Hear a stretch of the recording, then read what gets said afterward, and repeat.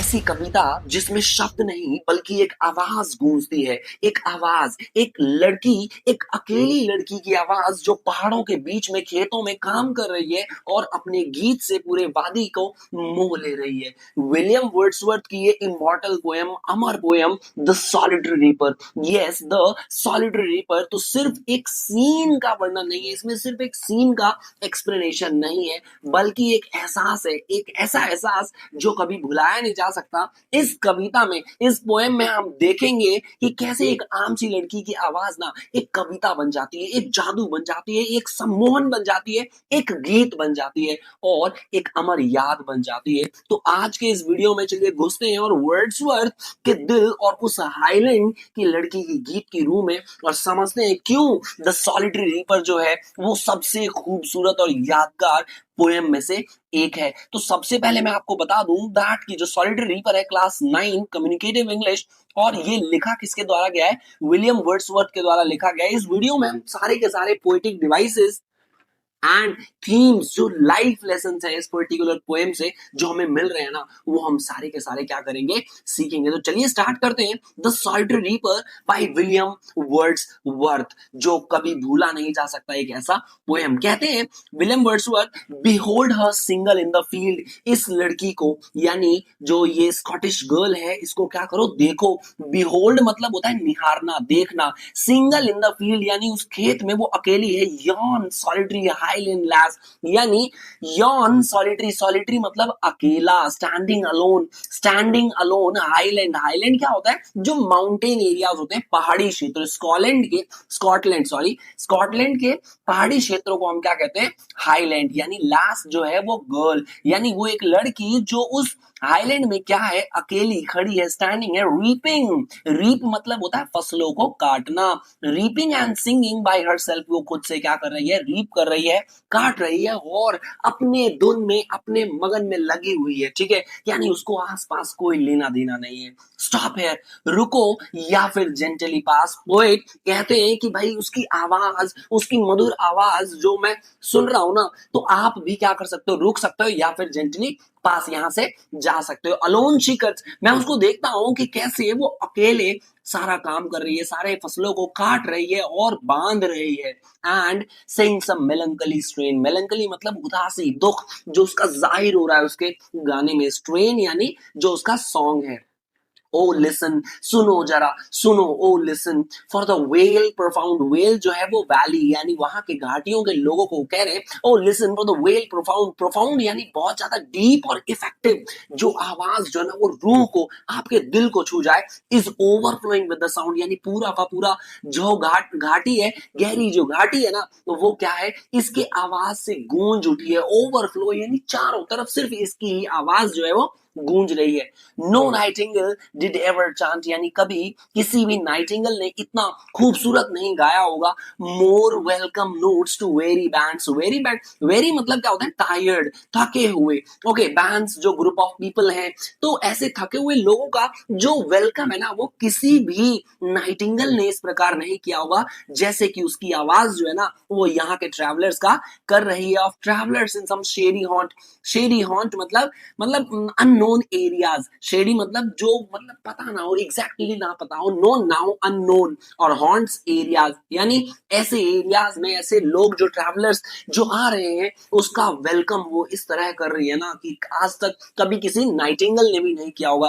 Among Arabian sand, यानी ये क्या है? डेजर्ट के बारे में बात हो रही है। अ वॉइस सो थ्रिलिंग, यानी एक्साइटिंग, बहुत ज्यादा एक्साइटिंग है कि इसकी आवाज सुने बिना ना कोई रह नहीं सकता। नेवर वॉज हर्ड, और ऐसा कभी सुना नहीं गया। इसकी आवाज इतनी ज्यादा मधुर है। इन spring time from the Kuku bird, जो कुकू बर्ड है यानी कोयल बर्ड जो है ना, वो ऐसा गाती है। Breaking the silences of the sea among the farthest Hebrides, ये वो जगह है दूर सुदूर वेस्ट स्कॉटलैंड का जहां पर कुकू बर्ड जो है ना वो पाए जाते हैं और वहां वो रहते हैं। तो वो उस एरिया में ना इसकी आवाज सुनाई देती है। लेकिन वही आवाज आज जो है वो रेप्लिकेट हो रही है, सुनाई दे रही है और बहुत ही ज्यादा मजा आ रहा है।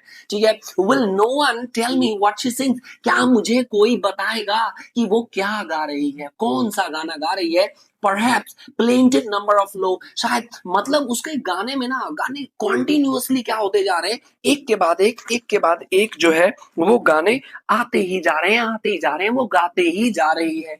हो सकता है कुछ पुराने गाने हो या कुछ मतलब जो दुख के क्षण हो, जिन मोमेंट्स को वो याद ना करना चाहते हो दुखी, तो वो मोमेंट शायद वो याद कर रहे हैं, या फिर कुछ बीते हुए क्षण, पार ऑफ थिंग्स यानी बीते हुए क्षण, एंड बैटल्स लॉन्ग अगो, या फिर कुछ बैटल्स हैं, कोई बैटल युद्ध जिसके बारे में वो सोचकर मतलब ये गाना गा रही है।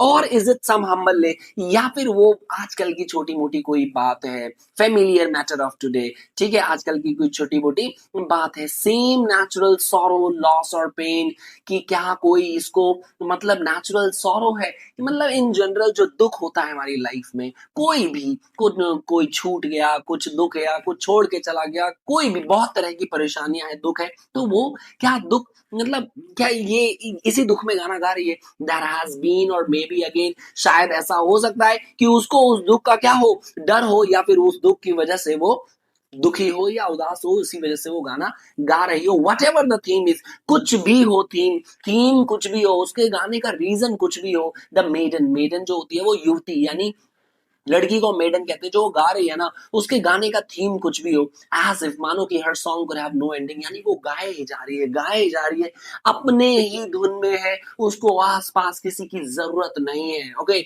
I saw her singing at work, मैंने उसे देखा है, कहा उसको गाते हुए, यानी वो जब काम कर रही है तो उसको गाते हुए मैंने देखा, and over the sickle welding, ये सिकल बेंडिंग क्या होता है, ये जो इस तरह के मतलब एक हथियार होता है जिससे हम क्या करते हैं, फसलों को काटते हैं। ओके, आई लिसन मोशनलेस, यानी मैंने तो उसकी जो आवाज है ना, उसका जो गाना है वो मैंने क्या किया है, सुना है मोशनलेस, बिल्कुल हिले डुले, मतलब शांति से खड़ा होके स्टिल होकर, as I mounted up the hill, और जैसे कि मैं माउंटेड अप यानी पहाड़ी की तरफ जा रहा था, the music in my heart I bore, यानी ये जो म्यूजिक है ना, ये मेरे मन में हमेशा क्या रहेगी, एक जगह बना लिया है उसने, मतलब कभी ये फेड अवे नहीं होगा, ऐसा म्यूजिक है, long after it was heard no more, मुझे नहीं लगता कि ऐसा गाना जो है ना वो कभी मैं क्या कर पाऊंगा, दोबारा सुन पाऊंगा। तो इस पर्टिकुलर गाने का जो इम्पैक्ट है ना वो इनके ऊपर ऐसा पड़ता है कि मानो कि मतलब अब तो ये ऐसा समझो कि मतलब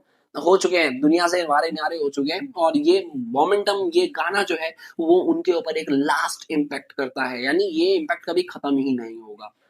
तो चलिए इसके सारे पोएटिक डिवाइसेस देखते हैं, क्या है पोएटिक डिवाइसेस। सबसे पहला imagery, imagery yon solitary highland lass, यानी वो यॉन सॉलिटरी मतलब अकेले, standing alone in that highland, वो लड़की, लास मतलब लड़की, तो हम कहीं ना कहीं इमेजिन कर पा रहे हैं, इमेज क्रिएट कर पा रहे हैं। तो जब भी पोएट के शब्दों से हम कोई इमेज क्रिएट कर पाते हैं तो उसे क्या होता है, इमेजरी कहलाता है। नाउ सिमिली, सिमिली यानी यूजिंग लाइक और एज डायरेक्ट कंपैरिजन, जब हम लाइक और एज का करते हैं, जैसे उसकी जो आवाज थी ना, वो आवाज कैसी थी, वो आवाज कुकू बर्ड की तरह थी, तो यहां उसने कंपैरिजन किया है, ठीक है, कुकू के बर्ड के जैसे उसकी आवाज को बताया है। Metaphor implied comparison without using like और एज, यानी ये भी कंपैरिजन होता है लेकिन लाइक और एज के यूज किए बिना। उसका जो गाना है ना, उसके गाने को डिस्क्राइब किया एज मेलंकली, उदासी भरा गाना, यानी कहीं ना कहीं एक इमोशनल म्यूजिक है जो बहुत ही डीप है, कोई भी सुने तो कोई भी इमोशनल हो जाएगा, वो खो जाएगा। रेपिटेशन, ओ लिसन जो है, लिसन लिसन बार बार रिपीट हो रहा है, और इसी में एक हमारा पोएटिक डिवाइस है अपोस्ट्रोफे, अपोस्ट्रोफे यानी जब भी हम ऐसे कभी भी किसी से बात करते हैं ओ का यूज करके, ओ का यूज करके, तो वो अपोस्ट्रोफे होता है, ये ध्यान रखिएगा।